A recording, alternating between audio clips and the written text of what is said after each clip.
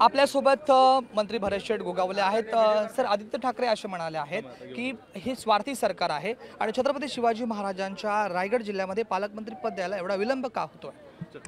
नाही, ठीक आहे, वरिष्ठ लोक त्याचा विचारविनिमय करतायत आणि योग्य निर्णय करण्यासाठी थोडा वेळ लागतो, चांगलं घडवण्यासाठी थोडा वेळ लागतो, त्यासाठी थोडासा वेळ लागलेला आहे। त्यांनी एवढी काही काळजी करू नये रायगडच्या पालकमंत्रीपदाची, त्यासाठी आमचे तिन्ही नेते ठाम आहेत आणि ते करतील। हे सरकार सर स्वार्थ आहे असा देखील त्यांनी आरोप केला। ठीक आहे ना, कारण आता ते सरकारमधनं तावून सुलागून बाहेर पडलेले, तेव्हा त्यांना कल्पना आहे सरकार चालवताना काय कसरती करायला लागतात।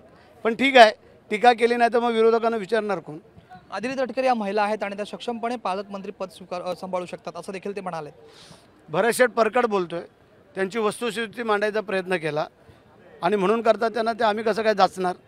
ज्या वेळेला आम्ही त्यांची सत्ता हिसकावून घेऊन युतीची सत्ता आणली ते भरतशेठ त्याला साहेबांच्या खांद्याला खांदा लावून होतो, त्यामुळे भरतशेठ त्यांना पचूच शकत नाही, त्यामुळे त्यांनी काय बोलले ते काय चुकीचं नाही। लिंबू टाचणीची आता गरज पडेल का यासाठी असं देखील ते म्हणाले। असं काय नाही आहे, तुमचं जर नियत नीतिमत्ता चांगली असेल तर लिंबू टाचणीची काही आवश्यकता नाही, ज्याला लागेल तो करल, आम्हाला करण्याची आवश्यकता नाही। आम्हाला हे सगळे जनतेचे आशीर्वाद आहेत ना, ते काय असेल ते करून देतील। हे होते मंत्री भरतशेठ गोगावले। पुढे जर्नलिस्ट योगेश सावंत, राज वैशंपायन, TV9 मराठी, रायगड, मानगाव।